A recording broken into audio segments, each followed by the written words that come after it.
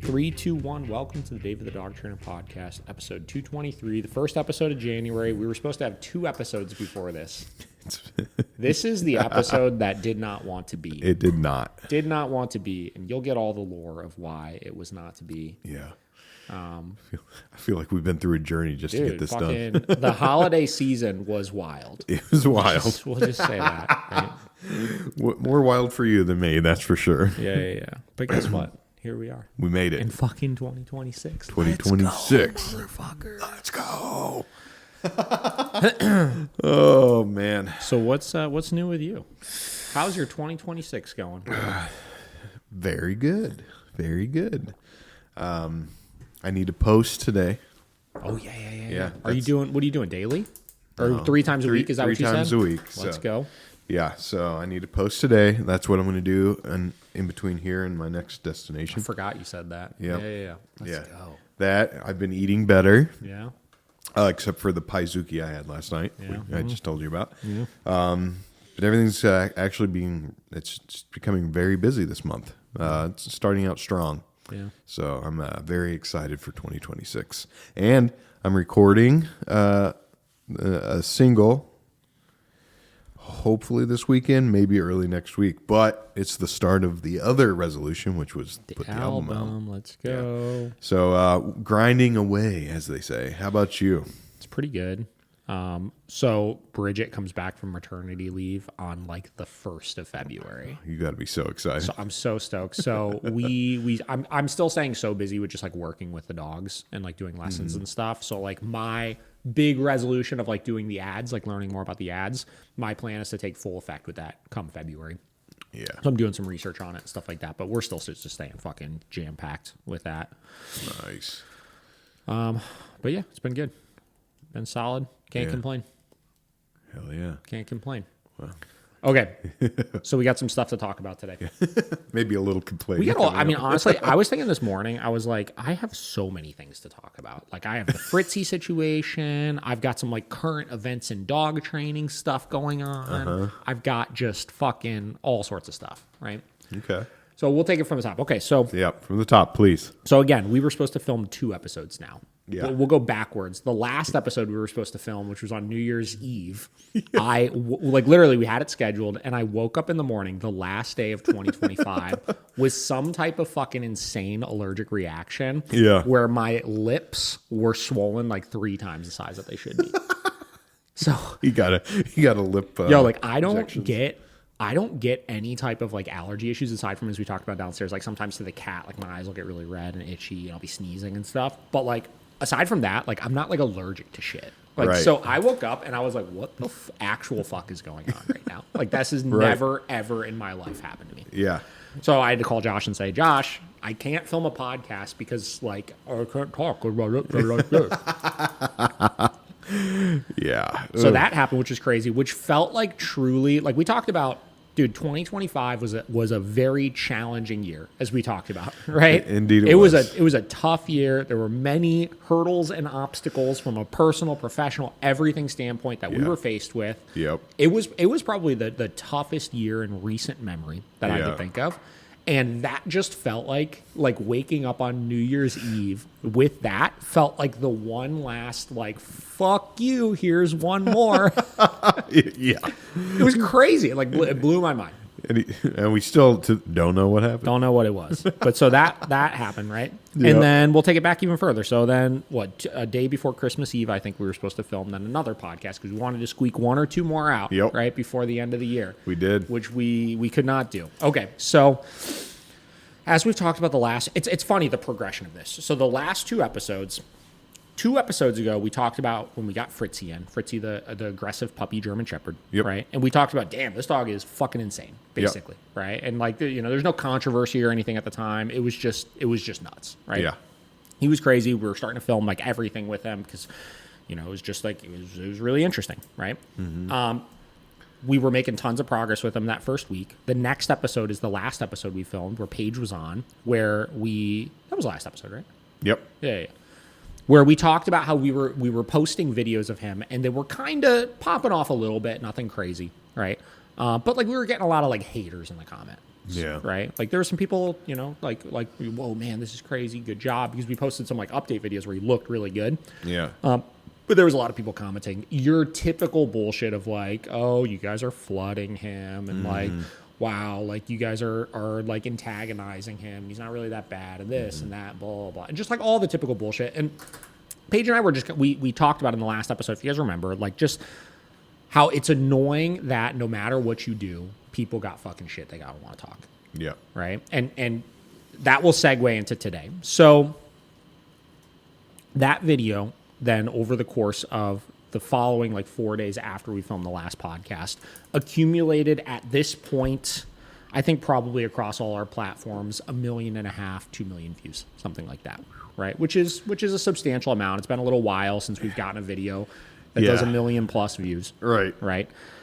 And, it was blowing up, and we had a couple of people go onto our YouTube channel, right? And this had happened, I think, even at the last episode that we talked about. But like they went on our YouTube channel because we posted like full videos of all of our clips, and the initial video of us intaking him and muzzling him, and you know whatever, like getting through the aggression so that we could muzzle him and safely start to handle him and everything. In that video, because we show everything, we corrected him, right, for being aggressive. We used the bonker and we corrected him for it, right? And at the time, like whatever, no big deal, right? Yeah. So then people started going on and screen recording literally a 2-second clip only of me bonking him, right, and posting it all over the fucking comment section of that video, right? It's like, okay, great, this is cool, right? Yeah. Whatever.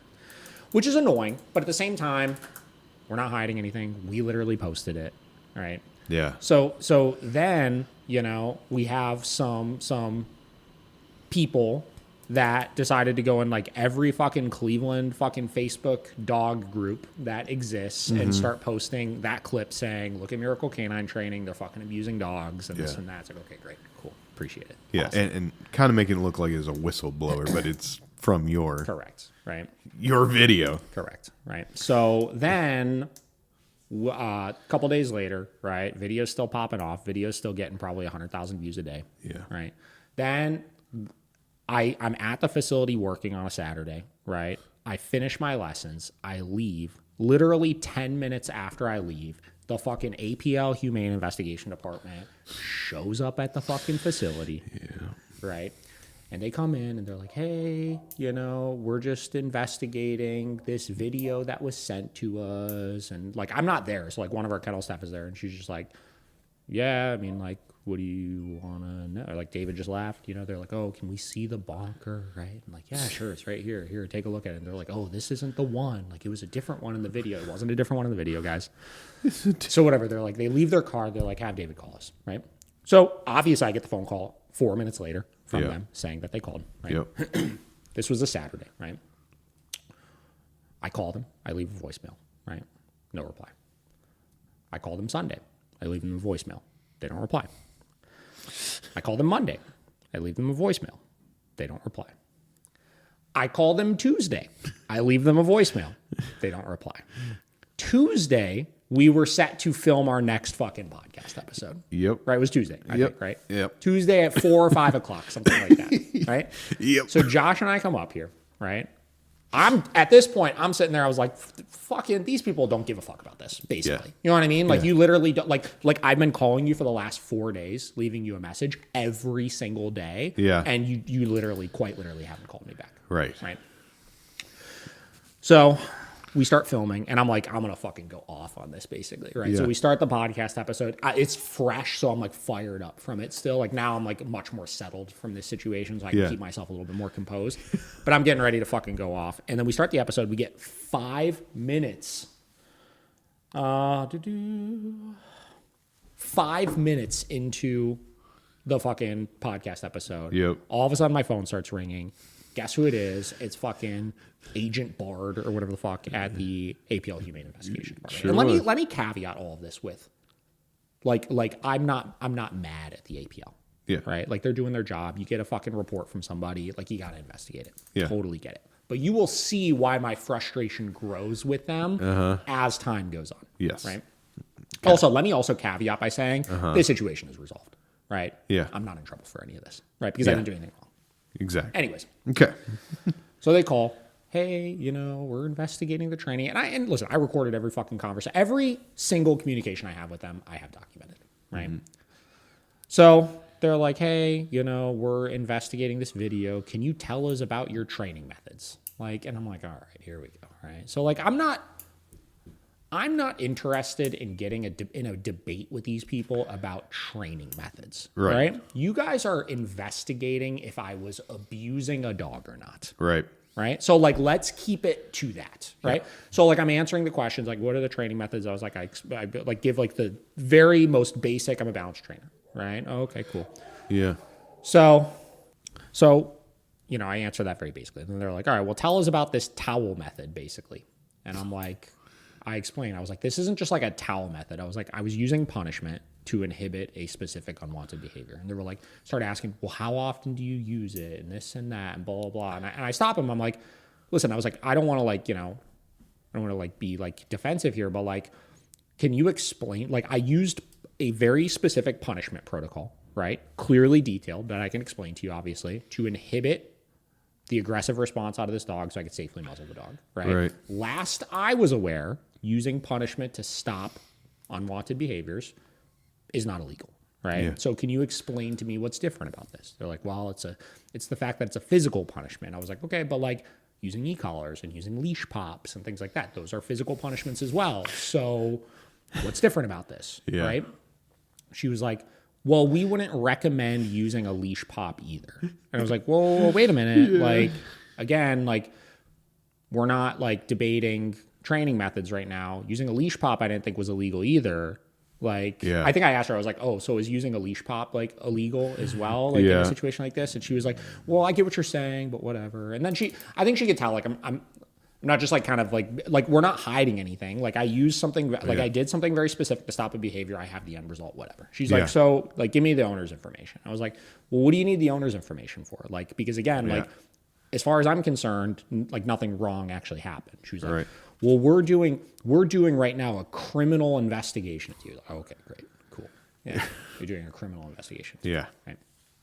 So I was like, all right, well, how about you just come meet the dog? I told her, I was like, if you I'll meet you at the shop in 20 minutes. I'll literally let you meet this dog. Right. And you could see that he's doing excellent right now. Yeah. You could see all of the because it sounds like you haven't seen anything aside from this 2-second clip. She's like, yeah, well, we haven't. It's the only thing that was sent to us. I was like, all right, how about you meet this dog and how about I send you some videos and stuff of the dog doing excellent right now. Right. And she was like, oh, you would do that? And I was like, yeah, for sure. So, give me your cell phone number, this, that. She's like, and I was like, listen, I'll give you the owner's information after you meet the dog. Right. Yeah. She's like, okay, that's fine. I was like, all right, well, when can you meet? She's like, I can't do today. She's like, how about tomorrow? She's like, we can't give you an exact time, but I'll give you a range of between 12 and 2 or something like that. I was like, all right, this is fucking Christmas Eve, guys. I'm not stoked on the fact that I had Christmas Eve originally planned to be off. Right. Yeah. And I'm like, all right, well, whatever. I'm gonna do it. You know what I mean? And also, I gotta call the fucking owner of the dog, right? So I get off the phone with her. We're scheduled to meet Christmas Eve the next day between 12 and 2, right? I text her a bunch of pictures and videos of this dog, clearly fine, right? And I call the owner of the dog. I'm like, listen, Steve, I was like, I got some annoying news to tell you, right? And he's like, oh, what's going on? I was like, yeah. I was like, so you've seen all the videos we posted, right? He's like, yeah, I've seen them all. I was like, you saw even the YouTube videos, right? He's like, yeah, every single one of them. And I was like, including the one where I throw a towel at him when he tries to bite us to stop his behavior. He's like, yeah, I saw that. I was like, okay, good. I'm glad you've seen it. And you're not very concerned about this right now. Yeah. I was like, yeah. I'm like, well, unfortunately, I just got off the phone with the APL Humane Investigations Department. Somebody reported that video, and they're doing an abuse investigation into me right now. He's like, oh my God. He was like, are you kidding me? He's like, that's insane. He's like, Fritzy is going to get put down. I mean, he's literally his mind was blown when I told him. He's like, this is basically insanity. Nobody knows this dog. This is ridiculous. Right. So I told him, I was like, listen, I'm just telling you because, tomorrow I'm going to meet with them. I'm going to give them your information, and I just need you to be aware of it. And he's like, yeah. He's like, and he was honestly, it was so nice because throughout all of this, I wasn't concerned. Like, it's not like I'm like, oh my God, I'm going to get in trouble for this. Right. But I was so beyond frustrated and annoyed about the situation. For sure. Right? Because again, we pride ourselves in being like the most transparent that we can about stuff. Yep. Right? I was so frustrated about the situation, especially going into the holiday and stuff. Like, I'm the kind of guy that even if there's an issue, even something so fucking minor, so fucking minor. Like, a client was like mad that we were 15 minutes late to their lesson or something like that. You know what I mean? Like, something super minor. I'm the kind of guy that's going to sit there and fucking think about it until it's resolved. For sure. Until it's resolved. You know what I mean? So I'm sitting there. I was like, this is going to go through my whole fucking holiday. I'm just going to be thinking about this constantly. It's whatever. So, like, getting off the phone with him, like, was like such a like moment. You know what I mean? Because like he was basically like, yo, like I got your back. Like, you know, like this is like you're not doing anything fucking wrong. Everything that you're doing is absolutely, you're doing an absolutely amazing job with it. Like, it was honestly like the best conversation that I could have had. Yes. Right. So whatever. So then I go into the next day. I'm like, I'm ready to go. You know what I mean? Like, come on, fucking APO, come on up. And again, caveating this, you guys have to. I get it. Whatever. Right. So. I had a vet appointment with my cat the next morning, right? And I got to go out there at like 9 a.m. or something like that. So I just text her. I'm like, hey, listen, you know, like, I know you said you didn't know exactly what time you were going to be free. I was like, but I've got this appointment. I think it was maybe a 10 to 11 appointment with my cat. Yeah. And I'm like, hey, I got this appointment in Tremont. I'm going to be right around the corner from the shop. If there's any way we could do it on the earlier side so I don't have to drive all over the world on Christmas Eve, like that would be great, right? I said, if not, though, literally not a big deal at all. So I get a text back while I'm at the vet, and it says, hey, David, we had something come up today. We have to reschedule. I'm like, oh, okay. So you have to reschedule you're claiming I'm abusing a dog, but like you have to reschedule the appointment right now. Right. Okay, fine. I get it. So I text back. I was like, listen, you know, like I really was hoping that, you know, we would be able to get this resolved today because it's Christmas Eve and I'm really trying to just enjoy my holiday with my family, you know? And she's like, yeah, I totally get that. I was like, she's like, how about Friday? Can we do Friday? This is the day after Christmas. Again, another day that I'd put on my calendar to be off. Of course. So I'm like, yeah, I mean, listen, if that's the only day you could do, like I'll make it work. Yeah. Time. She said between 2 and 4, which again is an annoying fucking range on the day after Christmas that I have to be available, especially when I have family in from out of town. Right. We're trying to enjoy our holiday this time. But I'm like, you know what? It's fine. I got to do it. What else am I going to do? Right. What else am I going to do? So, so we scheduled that, and I immediately text her the owner of the dog's information. I said, hey, please, like, if you could at least contact him, right? Like, I would like for you to at least be able to, like, get all your information for your criminal investigation, right? Like, call the owner of the dog, right? Because that's, like, in my opinion, like, the most critical thing. Like, hey, if you think this dog is being abused at this dog training facility, right? Or you're even even if you don't think it, that's probably unfair for me to say you think it because they're just investigating it, right? Like, I think it's probably the most important thing to make the owner of the animal aware that you are running an investigation into this, right? Right. So I send the information over right away. I said, hey, I told you I was going to send you this today. Here you go. Here it is. Please call them. Right? Yeah. She's like, all right, yeah, we'll try to get in touch with him. So then Christmas goes by. Again, at this point, I'm kind of like, you know, first off, it took you 4 or 5 days to call me back after you showed up at my facility. Right. Which is a little annoying again. Right. Then you reschedule your appointment when I'm trying to like invite you into my facility to see the dog, which I don't have to do, by the way. No, you don't. Right. And you cancel that on me, right? I send you the the owner's contact information. So at this point, I'm just kind of like, whatever. Like I enjoyed my Christmas. Eve. It was fine, right? Day after Christmas comes by, same deal. I go to the fucking facility, right? I go there. I get there at 2:00. And I'm waiting, right? And I'm sitting there, and again, I'm just like, all right, here we go. I have Fritzy out. I'm playing with him, training him. I'm just waiting, right? 2:30, 3:30, and I'm sitting there. I'm like, I still haven't heard from these fucking people yet, right? Dude, 4:00 comes by. Nobody fucking shows up. No call, no show, no fucking text. Bro, I sent them a text message at that point, and I said, listen, it's the day after Christmas.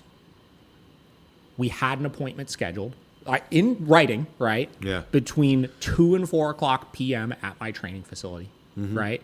It's 4:00 now. I've been waiting for you for 2 hours. I haven't heard anything from you, right? I have family in from out of town that I left to come and meet you, right?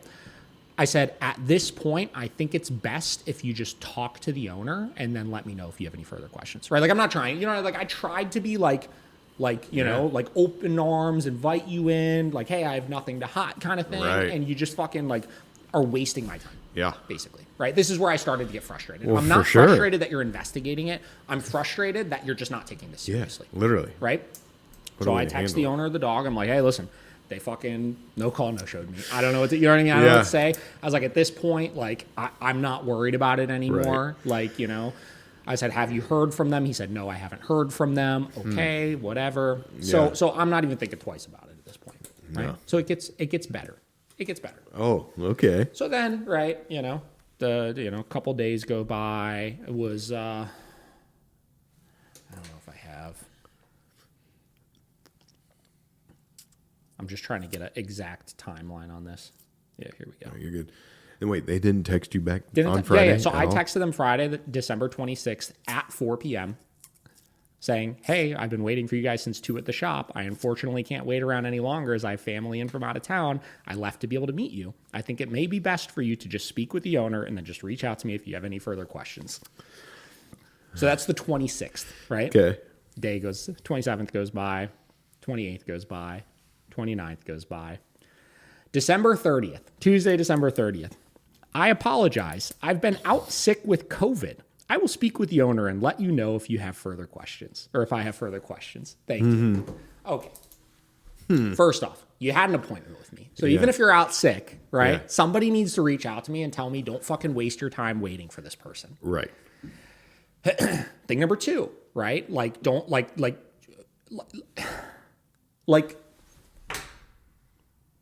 I don't know. I guess I don't have a thing number 2. That's thing number 1. Like, why did nobody tell me that? But also, it's been 4 days, right? And you're still now, like, from the time you guys showed up at my facility, which was, what day would that have been? 23rd is when we did the podcast. It was 4 days before that. Yep. We're talking like the 18th or the 19th to the 30th.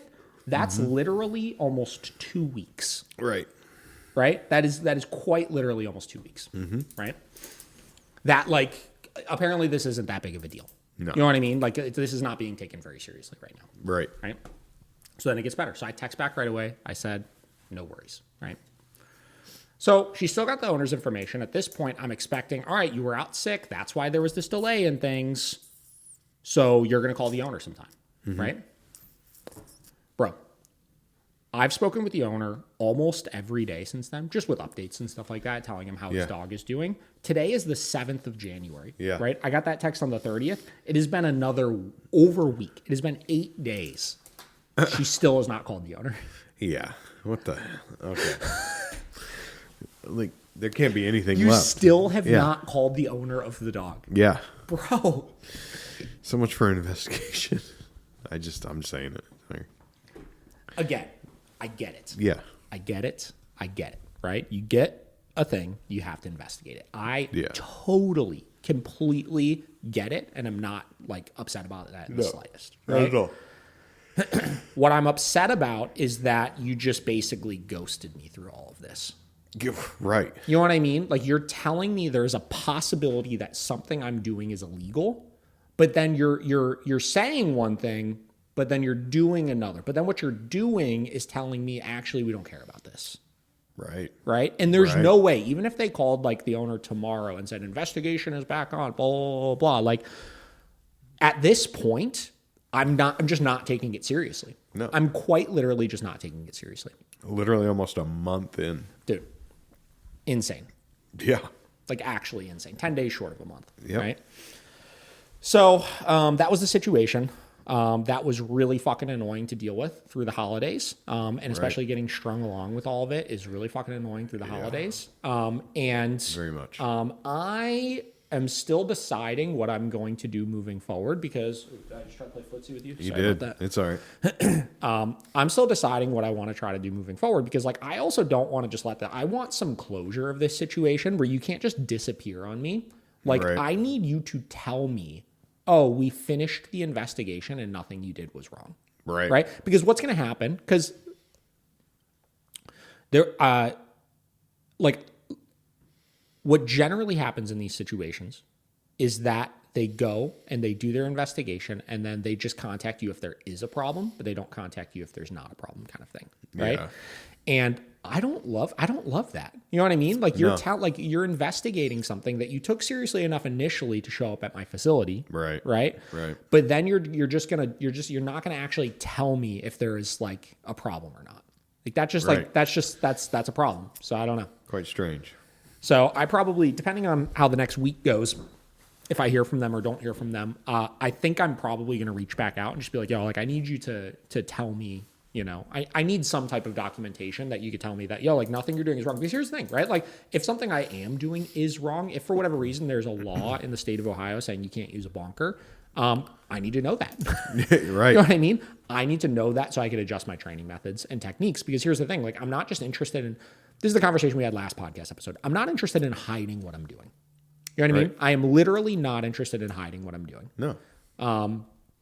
So I need to know that. So whatever. So that's the situation, which segues me into like, how did this get so out of hand in the first place? This got so out of hand in the first place because of the commentary in the fucking comment section. There are so many things that were like people were commenting that like this, the dog industry is in such a toxic place that like, I'm trying to figure out how to segue this here.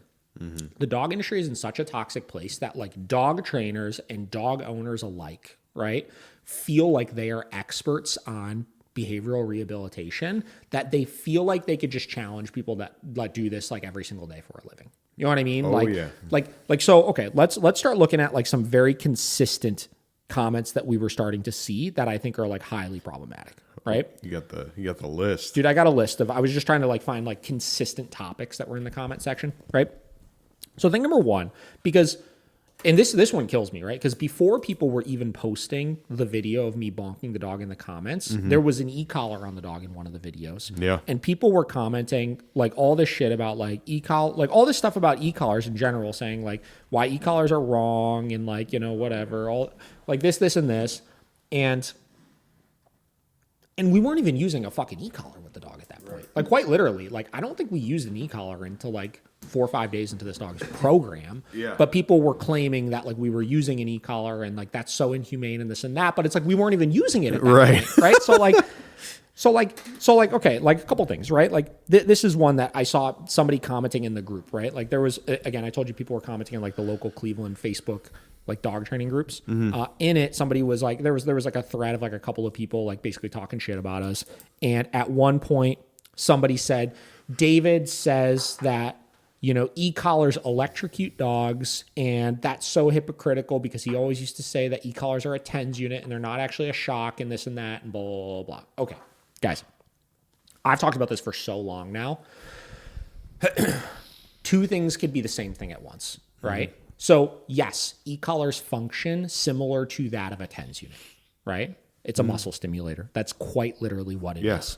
But at the same time, it is still electricity. And the fact that we are just like so gung-ho on denying the fact that e-collars quote unquote shock or electrocute dogs, like it's a play on words. Yeah. You know what I mean? Like it's a game of semantics at this point. And because we can't accept that those two things are the same thing, that has created a lot of problems, because then anytime there's talk of shocking a dog, right, people immediately go to like it's different than using, you know, these TENS units e-collars, which is just not the case, right? Because I was trying to use a point in the comments on the YouTube video when somebody said, oh, like you should never use a bonker or something like that. And I was like, oh, okay, but like is electrocuting a dog okay? Because I think this was a balanced trainer at that point. They were like, e-collars don't electrocute dogs. I was like, well, it's like literally it's a play on words, right? They are electric. They quite literally are electrocuting dogs because you're using electricity that's being transferred into the dog to stimulate the fucking muscle. Like it's just what it is. Yeah. Right. So it was like this attempt at being a gotcha moment because people are just so convinced that like, well, shock collars and e-collars are different. Guys, they're not. An e-collar is a shock collar. Right? Like we call them e-collars because it sounds nicer than using shock collars. And we use words like correct instead of punish because it sounds nicer. And we fucking say like stim versus shock because it sounds nicer. You know what I mean? Like all these different things, like there's ways to say things in ways where they sound nicer than they actually are. But in the end of the day, if you call a fucking spade a spade, e-collars are shock collars still. Right. So that's one big problematic thing in the dog world as a whole, is the fact that there are still communities of people and trainers that are pushing this idea that shock collars and e-collars are somehow different. Right. They're just not, guys. I promise they're just not. Right. So that's a big problem. Because anytime we can't admit that what we're doing, the point that I was trying to make, right, is balance trainers that are out there talking about like, oh, fuck this, you shouldn't do this, this is so horrible, blah, blah, blah. Most of them use e-collars, right? Yeah. Which is why the point I was making of like, why is throwing a towel at a dog worse than shocking or electrocuting a dog? Yeah. Right? Right. Or in a lot of cases, like people like to say, like with the bonker, they're like, oh, hitting a dog, right? Like, why is hitting a dog worse than electrocuting a dog? Right? Like you tell me, the dog determines what they're averse by. Right. So you tell me which one's better or worse. Exactly. Right? So that's one big problem we got going on. Right? From there were comments of people saying things like, e-collars should be worn for minimum a week before using them or it's abuse. Right? Okay, let me give you the lore of this, the please. origin of this, right? There were a lot of people used to talk about before you start e-collar training, you need to condition the dog to wearing the collar without it being used before you start using it so you don't create a superstitious association with the collar, which there is some merit to this, but there are also workarounds to this as well, right? Okay. Wearing the collar for a week does not change how the dog perceives the sensation when they actually feel it. Right. The only thing that it may change is that the dog is not associating the collar with being on with the stimulation. That's the only thing that changes. But it has nothing to do with how the dog perceives the actual aversive sensation. Right. Right? It's still exactly the same. Yeah. It's exactly the same. Right? Now I was saying workarounds for it. I start using e-collars right away. Many trainers start using e-collars right away. Right? And how you avoid this is you make sure you just don't put it on immediately before using it, right? If you right away, day one, put an e-collar on a dog in the morning, take it off at night, and then use it periodically throughout the day for things, your dog will not associate that collar going on with the stimulation because it's too broad of a range. They're wearing it for 12 hours and it's only being used for like 20 minutes throughout the day. Right? So that's a ridiculous comment as well. And it like further just shows all the people don't understand aversives. You know what I mean? Like they're acting like there's like, oh, real e-collars don't shock, right? Like that's not the case, right? Wearing a e-collar for a week before using it prevents it from being abused because the dog somehow feels a sensation different. Like that's also fucking bullshit, right? Right. Next thing that I was seeing consistently in the comments, oh, the dog just calmed down. Right? Like, so people were saying like, wow, you didn't need to correct the dog. This isn't amazing training or anything because the dog just calmed down. Yeah. Right. Guys, I don't know what to tell you, but like the video, like at this time when we were posting like the before clip of him trying to bite all of us and the after clip of him calmly letting us put the muzzle on him, like that was 24 hours. The last trainer that he went to after 24 hours, they took him out of the crate and he fucking bit the trainer. So yeah. I don't know. Like, you tell me which one's different. He didn't come out of the crate 24 hours later and bite us. He did come out of the crate 24 hours later with the last trainer and bite them. So did he just calm down? Doesn't sound like it. I don't Sounds think like maybe so. something that we were doing is what caused him to not bite. Right. Right? So that's ridiculous thing number 3. Ridiculous thing number 4. This is a 2-part one. Why do you need the muzzle? Or if you know what you're doing, you shouldn't need muzzles, which is such a That's ridiculous. stupid comment, guys. Guys, that one actually makes me laugh when I hear it. When people are like, good trainers don't need a muzzle, or take the muzzle off and try it, or something like that. It's like, what do you think? We're fucking stupid? Right. Like muzzles are intended to keep people safe. Right. They're intended to keep you safe while you push the envelope with certain things. Right. And you work on certain potential triggers. Yeah. Why on fucking earth would you not use a muzzle in the case of a biting dog? Yeah. That just absolutely makes so little fucking sense. It's ridiculous how little sense it makes. And the fact that people are like in this situation, the Fritzy video, how could you like comment that? Dude. How do you watch that? Any of them. With any of them. I know, but I'm just saying like It just... that doesn't make any sense. I don't have words. I'll give you again some lore. Like, here's the steel man of that argument, which is fucking stupid, is that real trainers, when they work with aggressive dogs, keep the dog under threshold while they're working with them, so the dog doesn't feel like they need to bite, so you don't need the muzzle. Right? Okay, that's even fucking stupider, because you're saying real trainers are just really good at tiptoeing around dogs, is what you're telling me. Yeah. Okay, so is our solution then we just tiptoe around dogs forever, or do we live our life and make sure our dog doesn't fucking bite us? Right. Like that's the argument, though. You know what I mean? Yeah. So whatever, that's fucking stupid. And then the part 2 of it is, this you should properly condition the muzzle, which there's a comment thread on the video still you can go find from some lady, Cynthia or something like that, where she was like basically like it was a 24-hour later update post where like initially obviously we couldn't get the muzzle on, he's trying to bite us.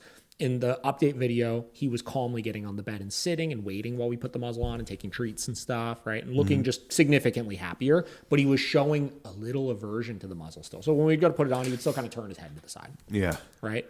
So she was like, this isn't progress. He's still averse to the muzzle. Are you fucking stupid too? Like, bro, like... Did you see the first clip? Yeah, like so I asked point blank in these comments, I was like, please tell me, use your eyeballs, right? Yeah. Use your eyeballs and tell me, does he look better or worse in the second clip, right? Yeah. And every single one of these people that commented that, every single one of them would refuse to admit that he looks better. Some even went as far as saying he looked the same or worse, which is like... What are you talking about? Like, are you actually stupid? Like, are you actually fucking stupid? Possibly. So okay, but the properly condition it thing, right? Still showing aversion to it. Yo, when you're working with aggressive dogs, I don't have 8 ears to fucking muzzle condition this dog to want to put his fucking face in the muzzle. I saw a video yesterday that I don't think I sent to myself. Dude, this is what I'm saying. Like, I have so many different things to talk about that I've seen. Yeah. I saw a video yesterday that was on like the whole consent thing, and there was this girl with her dog, and it clearly was an older dog, right? Mm-hmm. Older German Shepherd dog. And she was like, I ask my dog for consent every time I put the collar on them. And every single time she needed to put a collar on this dog, she showed the video of her literally doing like a 5-minute protocol of like training the dog to like rest his chin on the collar so she could put it on, or else he would run away and get scared of it. Right? Oh my goodness. Bro, nobody has time for that. No. Literally nobody has time for that. And if you're saying that like your dog that you've probably owned for years and years and years still at this point won't let you put a collar on them unless you bribe them to do it, you got way bigger fucking problems. Listen, I am not here to tell you how you should do things. If you're happy with that and you're content with that, like, kumbaya, Merry Christmas, whatever. I'm happy for you. Yeah. But at the same time, who the fuck are you to tell me that I should spend 5 to 10 minutes every single day when I need to put a collar on my dog, making sure that they're giving me consent to put the collar on them? Like, that's just insanity. It's absolute fucking insanity. Yeah. So, like, situations like this, it's like, yo, Fritzy just needs to let me put the fucking muzzle on him because I have tons of people that need to handle him on a day-to-day basis as he moves through this program. That's just it, right? And they would say, okay, well, then he shouldn't be there then. Okay, cool. Well, his owners are going to fucking put him down because he's fucking biting people in the house and he's driving them insane and they can't handle him either. So, like, you tell me what the solution is here. And this is where you get into the death before discomfort, right? Like, it's like, I don't like to like stew on this so much, but like, this is where the force-free community and some of the balance community just like, they see it as like, okay, well, like, you shouldn't train the dog then. Okay. Fine. Yeah. Fine. Okay. Whatever. Let it die. Whatever you okay. say. Whatever you say. So we're not properly conditioning this stuff in, quote unquote, properly conditioning this stuff in. I'm making sure the dog lets me put the muzzle on. Right. That is proper conditioning for me. Yeah. Whatever. Yeah. He lets me put the muzzle on every fucking day now. Actually, I put the muzzle on like once a week now because I don't even need it anymore. Yeah. But like, dude lets me put a fucking muzzle on him, collars on him. Like, I could literally fucking pick this dog up. Like, I could reach in the crate and grab him. Like, you know what I mean? Like everything's fucking great now with this dog. So, shut up. Yeah. I don't know what to tell you. Okay, then another one. At a certain point, some psycho went and left us a 1-star Google review, which was fucking annoying because, again, we work very hard to have a perfect 5-star rating with our clients. And then commented in the Google review as well as in the Facebook group. They said, these guys delete reviews because their testimonials are so good, right? So they went on our page and they said, oh, these guys are deceitful and delete Google reviews because they have over 300 reviews and they're all positive. So they literally went there just to say that. But no, the point that I'm trying to make here is they refuse to just believe that we actually just have happy clients. Yeah. Right? That we are an ethically ran business that only has people that are happy with our services. Right. Right? Now, happy with our services, I say this all the time, does not mean that there are not situations where our clients are unhappy with things. Right. That is not what that means. No. But it means that we are ethically handling and resolving situations so that they never hit a point where they need to leave a 5-star review, because we can end in a win-win situation for everybody. I've talked about that a million times before. That's one of the absolute pillars of running a business, right? Is make sure you have good customer service so that you could, one, make your clients happy. 2, if there's issues, you could resolve the issues in a fair manner. And 3, you could then learn from those mistakes to fix those problems later on.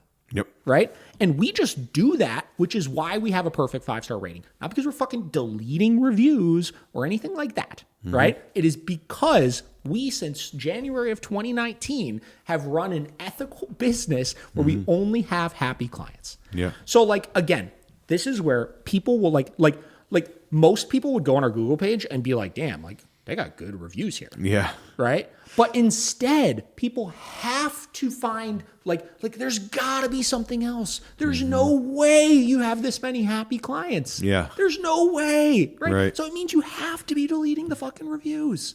Bro, do you realize it is so difficult to get Google to take down reviews unless they're fake, which leads me to then a little follow-up to this. I did get that fucking review taken down, but not because I had it deleted or went in and deleted it myself, because you literally cannot do that. I had to appeal it to fucking Google and tell them why it was a review that had absolutely nothing to do with our services. Right. Google reviewed it over 2 weeks because they left that review almost 2 weeks ago. And then I got a notification just a couple of days ago from them saying we reviewed it. And it turns out this review is violates our terms. So we took it down. So the review's not there anymore. I didn't fucking delete it. Google fucking deleted it because Google said you're a fucking idiot. Right. So guess what? We just have fucking happy clients. We just do that good of a job. I don't know what to tell you. I literally don't know what to tell you. We talked about this already. Still showing aversion to the muzzle after 24 hours. That was what fucking Cynthia said or whatever. It's just a ridiculous thing to say because it's been 24 hours, right? Yeah. Like that's like people just expect that this is how training should work, right? You have absolutely terrible dog right here, and you have absolutely perfectly well-trained, everything's amazing dog, and people just expect you to go from here to here. Yep. Can we use our thinking caps, right? Can we put our thinking caps on for a minute and just understand that maybe it doesn't exactly work that way. Yeah. But if you go from here to here, that's still progress, and that still means you're doing a good job. Do you think that's just like a side effect of like social media, of just like instant gratification? Like people just don't.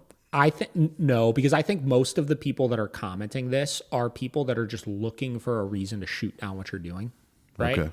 I really think that's it. I think it's people that are just like, well, it still doesn't look great yet, right? Yeah. And progress. Like this is the thing, right? Like people in these positions, they can't admit progress, which is why I always ask the question: does he look better or worse, right? Because there's no gray area to that. He either looks better or worse. Yeah. You know what I mean? Like quite literally, there is no way to answer that question in a gray area. He looks better or he looks worse, right? Yeah. So because of that, right, they refuse to answer that question. And if it's not, he looks amazing and he looks perfect, right? It's still bad. Yeah. You know what I mean? Anything other than this is still you're doing a shitty job. Of course. Right? But that rule doesn't apply to them. No, no. Okay. So then you get, this is more dog owner stuff. The amount of comments I would see that people would put in the comment section and just say, I would try it this way. Why don't you try it this way? Okay, listen. I'm gonna go off a little bit today, right? But Mm-hmm. like, take it with a grain of salt. This doesn't apply to everybody. Yeah. But the people that like to go on dog trainers' pages and just like act like delusionally, and they're not even saying like these people that I'm talking about aren't even the ones that are like, fuck you, you're doing it wrong, you should try it this way. They're just like, oh, why don't you try it this way? Why do you think that you should be giving me advice on how to try it? Yeah. Like that just kind of blows my mind also. Like you as a dog owner, why do you feel like you should be commenting on a dog trainer's page who one has showed progress of they actually know what they're doing with this, and you should tell them how they should be training the dog, Yeah. right? And this is, like I said, not to the people that are being snarky about it. This is even to the people that are just commenting that probably with good intentions. Yeah. Bro, check yourself. Check yourself. Right. That's like when people go to the mechanic and they say, I think it might be the distribution belt. You should maybe check that. It's like, okay, hey, the mechanic is the professional. Let them do their job. Yeah. Right? Like Yep. It's like, the commercials where they're like, when you turn into your dad, have you ever seen those commercials? Yeah. Where it's always like the guy in fucking Yeah. Home Depot that's like, oh yeah, I'm a woodworker. And hey, Yeah. they're the one that works here. Yeah. What do they call it in sports? When people watch sport, armchair coach. Armchair coaches. Yeah. It is exactly what it is. It's armchair dog training. Is Yep. what it is. Bro. Yeah. No. Stop. Just stop. Just stop. Okay? So that fucking drives me crazy. Yeah. This segues into that. We got a lot of comments that had people saying insert whatever comment or advice or criticism or any of the above, but they said, and I quote, as a longtime German Shepherd owner, I think you should blah, blah, blah, blah, blah, blah, blah. I think you should blah, blah, blah, blah, blah, blah, blah, Yeah. blah. Bro, as a longtime fucking German Shepherd owner. Bro, this goes back to the we're the professional, right? Also, I've trained more German Shepherds than you've ever met in your life, probably in 1 year. Right. Right? Anytime you need to start something with as a blah, blah, blah, blah, blah, you're trying to automatically validate why what you're saying has weight behind it. Right. That automatically tells me that you're not somebody that I should listen to. Right. I mean, that's just what it tells me, because if you were somebody that I needed to listen to, people would know who you are, right? Yeah. And you would probably have your own channel where you're putting out advice and not need to go and fucking comment on other people's stuff from Yeah. a personal Instagram page, Yep. right? So that one kills me. We also we see insert as a board certified veterinarian behaviorist, I think blah, blah, blah, blah, blah, blah, blah, blah, right? Oh, no. Or It's the as worst. somebody who's rehabbed dogs for 30 plus years, we see that comment a lot as well, right? Blah, blah, blah, blah, blah, blah, blah, blah, Yeah. blah. Again, right? If you're as much of an expert as you say that you are, you would not need to be going in the comment section of other people's pages. It's true. That's just the fucking reality of the situation. Yeah. I got to give it to you. I like the Charlie Brown teacher noise you're giving them. Yeah.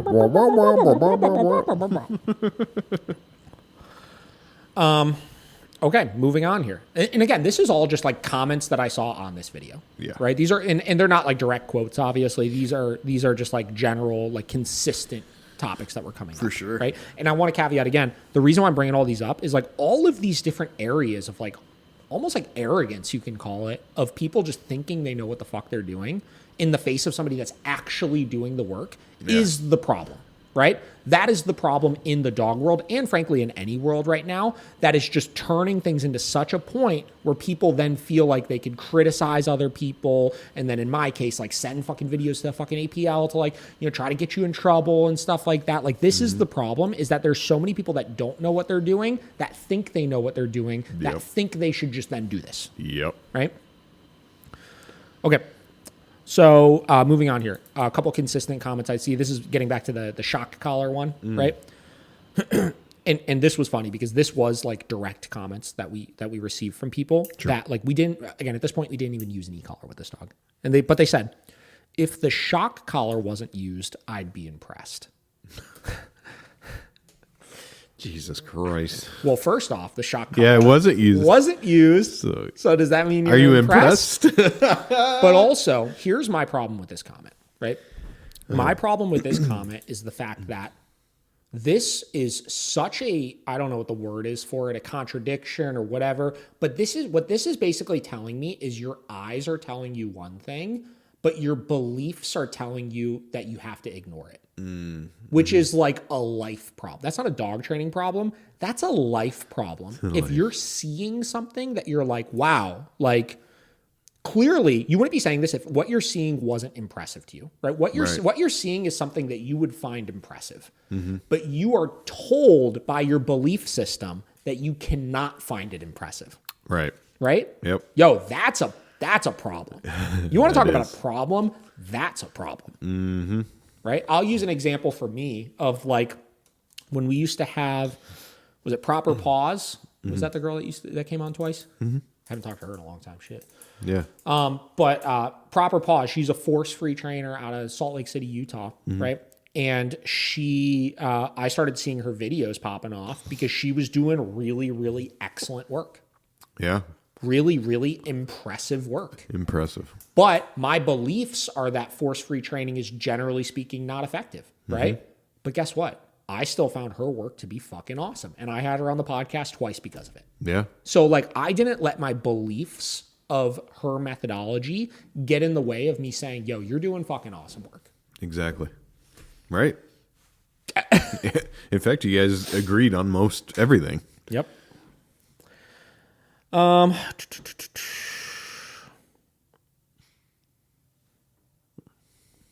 Oh, yeah. Okay. So there was other comments on this, getting back to the bonker specifically.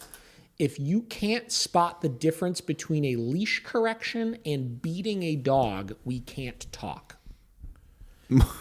This is like the most extreme version of like the aversives are aversives conversation. Like, okay, so my thing, like how I was talking about how like, you know, a leash correction, like I could say like causes pain and discomfort, which is also like a trigger thing for some people. I could say e-collars are electrocuting dogs. Like I could say all of those things, and I find all of those things to be true, right? The using a bonker, equating it to beating a dog, I absolutely refuse to say that that is the same thing. Right. Right? Now, if you want to say a lot of people, the one they like to throw out there is using a bonker is hitting a dog, like sure, like I could agree with that, right? You're taking something and you're throwing it at the dog and it's hitting the dog, right? Like, so sure, like if you want to use that one, that's fine. But like nobody's mindlessly beating dogs. Like there's a big difference between what we did, which is there was no like anger or frustration behind it, right? 2, I used a very clear conditioned in punishment marker, right? So I had a signal that told the dog you're about to get corrected. And then I had one singular aversive that came after the fact for it, right? Which was the throwing of the bonker. That is very different than a video that's floating around right now of a dog trainer that was using like I don't even know what it was. It looked like a roll of wrapping paper or something, honestly. But there's a video that was filmed by a whistleblower that went out that there were 2 dogs that were like playing with each other. Nobody even knows what the fuck was happening in the video. And she just walked up to them and just started whack, whack, whack, whack, whack, whack, like smacking the dogs with this thing. Okay. And then she shouted, leave it at them after the fact. And then she walked away and then she went back and started hitting them again. Like you could watch that video and you could say, there's absolutely no contingency to this. There's no clarity. There's no signal. I don't even know what the dogs were getting corrected for, right? Like that is beating a dog, right? And that is something where it's like, that's not okay. You can't do that, right? Right. But like, this is just very, very different than that, right? So I look at it like I followed all of the rules of punishment, right? I made it very clear. Like those are not the same things. But past just that, you blowing up over there, dude. I know. I don't know what that was. But past just that, again, punishment procedures, when followed appropriately, right? So clear signal, clear contingency, right? Meaning it happens at this, for the exact same thing every time. It's not just randomly willy-nilly given, right? And paired with an aversive that the dog wants to avoid moving forward. So in the case of throwing the bonker, in the case of giving a leash pop, in the case of giving an e-collar correction, those quite literally are the same things, right? You are using a very clear, very consistent, very contingent punishment protocol in order to suppress and inhibit an unwanted behavior, right? Those are the same things. So we can talk. So whatever. 2 more here. I'm going to do these backwards. Other people are saying, oh, this dog is bite trained, which is why he's biting the sleeve.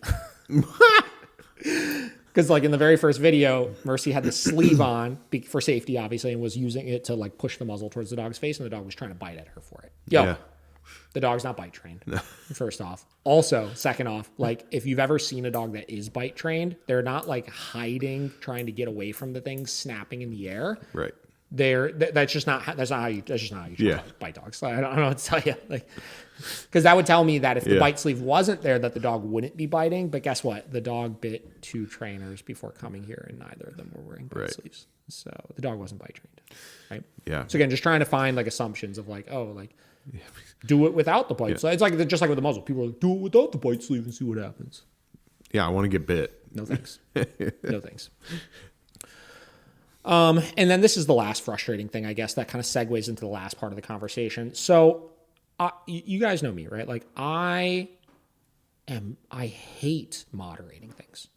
I am not the kind of person that wants to block people, or like I am like a free speech purist. You know what I mean? I think whether I like it or not, you should pretty much be able to say whatever the fuck you want to say. Right. Yeah. But the problem is there was like 5 people that were going so ham in the comment section, like taking the 3-second video and replying to every single fucking comment on it with it. Like they were saying like awful, horrendous things. They were just being fucking idiots. Like it got so insane. And especially with the APL stuff going on, I was like, yo, like this is out of hand. I did wind up blocking like 8 people, you know, and I hated that I did it.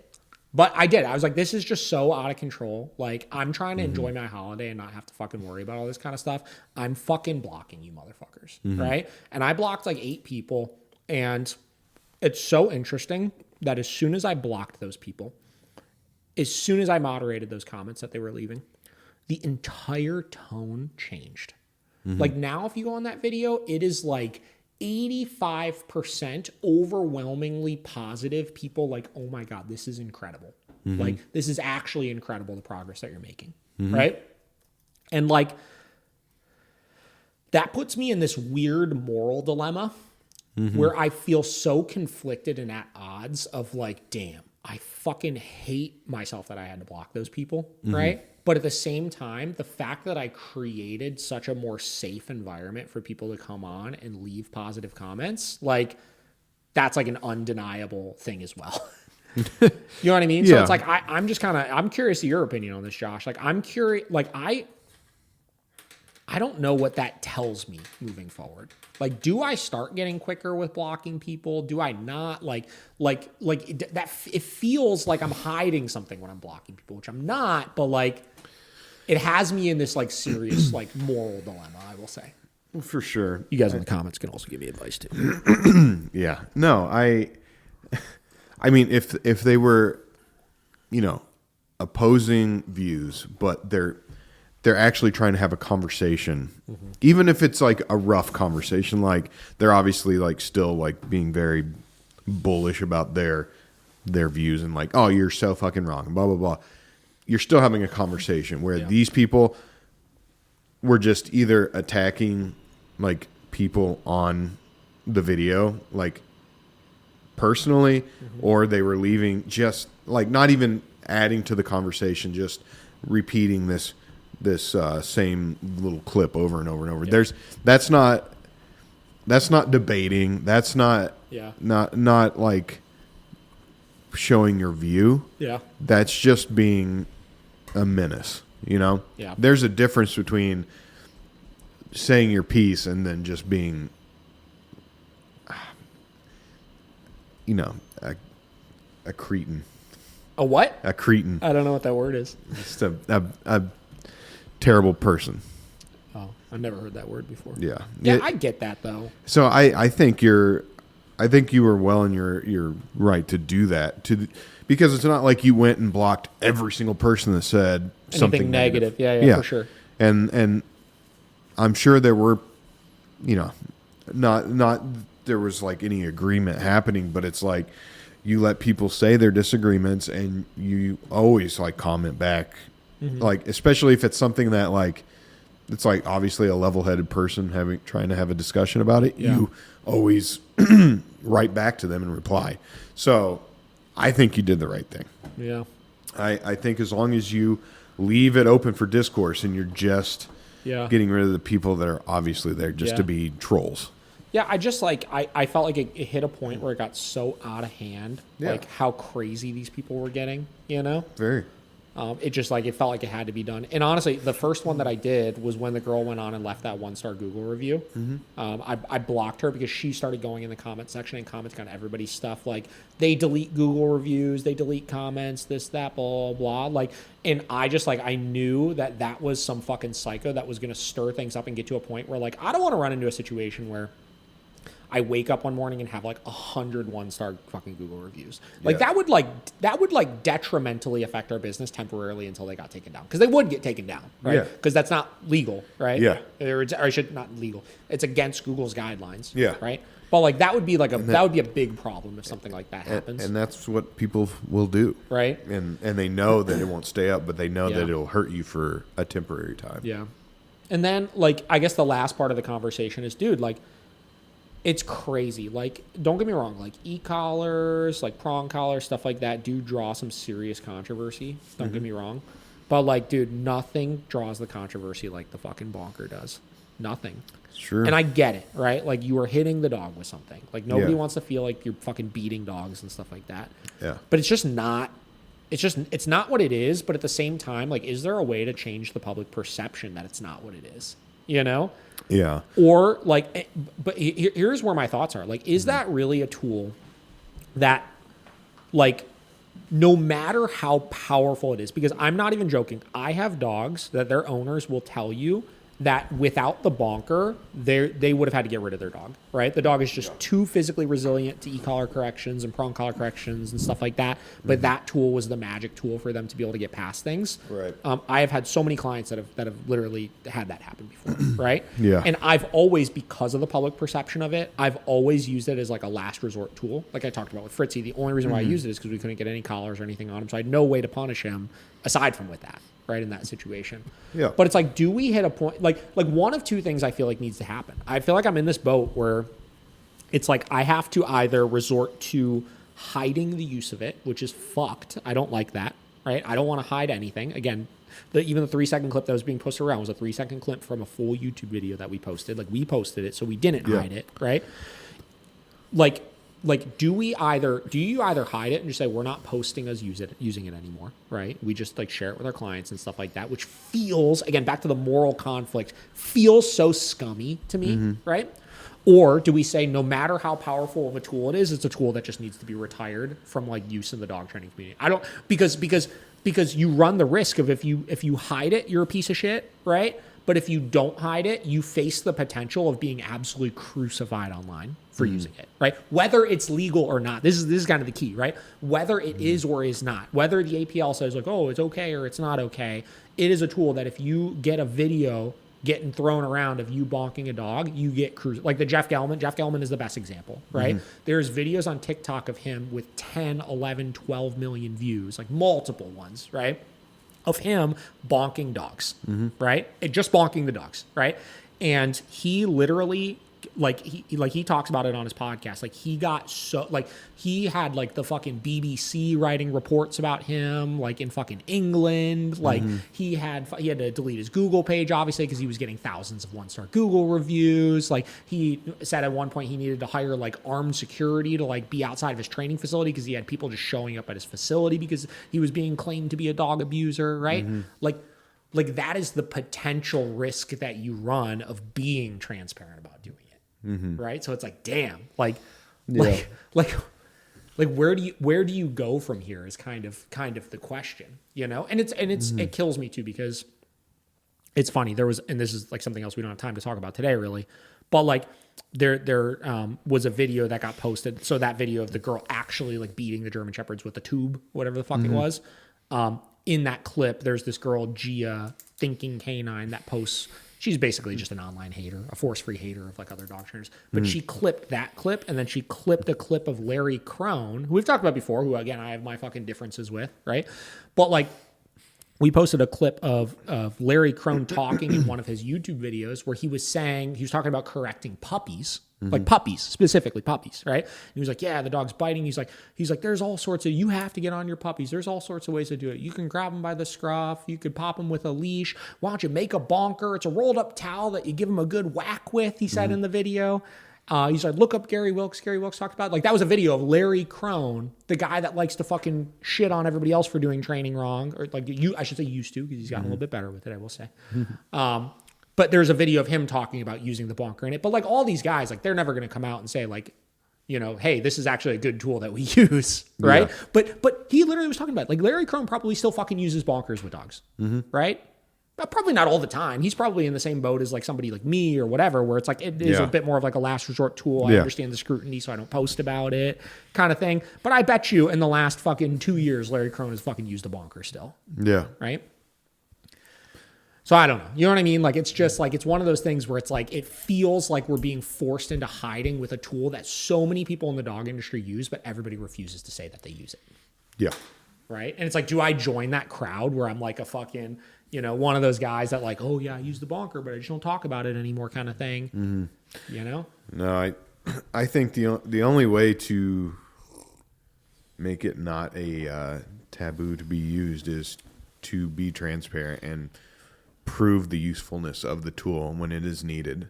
Yeah. And like being completely not just showing it, but saying the reasoning why, like this is the reason that it was used in this moment.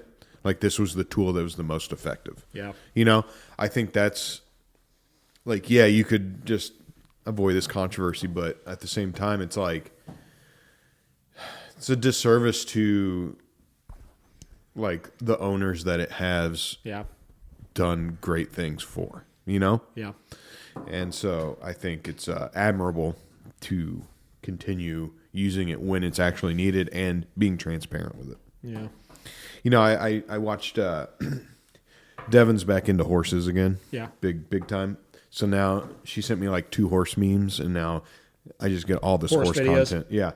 But there's this guy, and you know, he's in the same situation right now with his horse training, because what he does to kind of, I guess they call it de-spook the horse. So it's like when like quick movements, he has this kind of like a crop thing, but at the end he's got like this. Yeah, I know what you're talking about. Yeah, like this. They got more like the long tail at the end of it. Yeah, and it's got like a fluttery little thing that makes noise, and he's like, and like his TikTok thing is like he dances while he's doing it. He's got the horse there, and the horse is like freaking out, and like he like had this 10 million views of people just being like, you're messing this horse up, like this isn't doing anything, you know. And it was like kind of the same thing, but he's like, and like he made a response video just saying like this works for me, this stops horses from being spooked by the littlest things, like, and had to like defend why he was doing it, you know. And I think it's the same thing, because the bonker is not hurting the dog, it is helping the dog. It's just people don't understand the reasoning behind how it helps or why that was needed in that moment, you know. Yeah, I don't know. It's just it's like a food for thought thing, you know. It's like I don't know. I don't even know. I don't know myself even like how I'm going to handle stuff like that moving forward. Because like I said, the other thing is like I genuinely don't use it all the time. Like I said, like I'm aware of the public scrutiny with it. So like it really is used only in situations where I don't have an alternative, right? Exactly. So it's not like I need to have an answer right this second. But like I'm curious the next time I run into a situation where I'm like, oh, do I use the bonker? Do I not use the bonker? You know, what I'll do, how I'll handle it. Yeah. Like I said, I think that's my 2 cents. I think if you use it, it's just still showing it, filming it, showing it, and giving that clear reasoning of like, this is it. Like, because that's the thing is like, through all the haters and shit, like in the video, you explain. I mean, it's like this dog has bitten 2 people, 2 trainers already. I have to get this under control now, day one. You know, and I think the more that people do that, the more it's understanding that it's an acceptable thing to be used in the right circumstance. Yeah, for sure. Because obviously, like you said, you don't use it all the time. You use it when it's needed. Mm-hmm. When it's needed and it's the most effective tool. Mm-hmm. It's not like you're like, you know, like if you had like waffles in and you bonked them, you're not going to do that. Like waffles would never get bonked, you know? So it's like, it's just another tool in the box. Yeah. So I think that's how it needs to be represented. Yeah. All right. Well, damn. Look at that. Hour, 10 minutes. Yeah. Well, so that's the tea. Update on tea. Fritzy. So Paige has been out of town over the holidays, so we haven't been able to film a ton, but she has been back. We filmed some stuff with him just the other day. Mm-hmm. He's doing absolutely excellent. I am hanging on to him for an extra week and a half. He's doing like literally so good. Like this video, I'm really excited to release because it shows like a whole day with him and like what we worked on with him. I kept the training wheels on for way too long with his public access. Mm-hmm. Like he's so fucking good in the facility. He's so good around the facility. I even brought him home a couple of days, had him meet my wife, stuff like that. He did excellent with that, which is really cool. But his public access, I really kept the training wheels on too long with because the weather was so shitty. He was over the holidays and stuff. So I was getting him out and about. Don't get me wrong. It's not like I wasn't doing it, but we were going to a lot of fields and parks, and he went to a ton of different places, but we would go play ball, walk around a little bit. But because the weather was so shitty, we just really didn't see that many people. Right. And when I first started really pushing the public access, like I went, like when the weather started getting a little nicer to a couple of very populated places, he was still pretty sketched out by the people walking around him and stuff like that. Right. So I wanted to hang on to him for a little bit longer where I could like exclusively drill public access. And he's been making really good strides with him since I've been kind of daily cranking at that and like really pushing the envelope. But yeah, he's gonna stay a little longer. So there's gonna be quite a few more videos we'll be posting of him, which will be cool. But he's doing so fucking good, man. Like, yeah, it's really cool to see, honestly. Yeah. So much energy, dude. Every single day, and you'll see this in the YouTube video as well. Every single day, I take him out and I put him on the dog trotter, the slat mill, the self-propelled one. And dude, for like 10 minutes, he goes so balls to the walls crazy on it. It's actually insane. Like full absolute like sprint as fast as he possibly can. Yeah. And he's so stoked. Like I take him in the room and he runs right to this thing and just jumps on it because he knows it's fucking go time. Hell yeah. Dude, this is one of those situations though, again, like 6 months old, bro, like this owner is and we talked about this on the phone yesterday. This owner needs to find some ways to burn off steam on this dog. Because I even said in the YouTube video that you guys are going to see, I was like, look at this. Like, look at what this dog is doing in this dog trotter right now. Now, imagine if he didn't have this outlet every day. Like, all this energy you're seeing right now is just inside of this dog. Yeah. Like, damn. It's a lot. That's a lot. Yeah. So, off-leash chuck it, things like that are going to be huge for him to get that running outlet because he needs to be able to just sprint and go until until the energy is out of the tank. Yeah. Well, guess what? Now he'll be reliable for that. Yeah. So, that's it. That's the story. That's the tea. I'm curious your guys' take on everything. Yeah. As far as specifically the end segment of the section, like as a dog training community, like we're just in this toxic place where trainers and owners alike are just commenting the most ridiculous. They not even the comments. People are thinking these things. You know what I mean? Yep. And how the fuck do we fix that problem? How do we get to a place where trainers really are viewed as the professional? Right? I don't know if that'll ever happen because I watch doctors, like YouTube doctors. Yeah, this is a good point. You get the holistic people. It's just, but I think dog training definitely has the a rougher time with it because there's not a quote unquote way to do it, So it's like everyone feels like they can have an opinion. Yeah. Because in my bio I have MDRAFT plus. Yeah. Well, all right, guys, we gotta end it. Hour 15, solid episode. Catch you on the next one. Yes.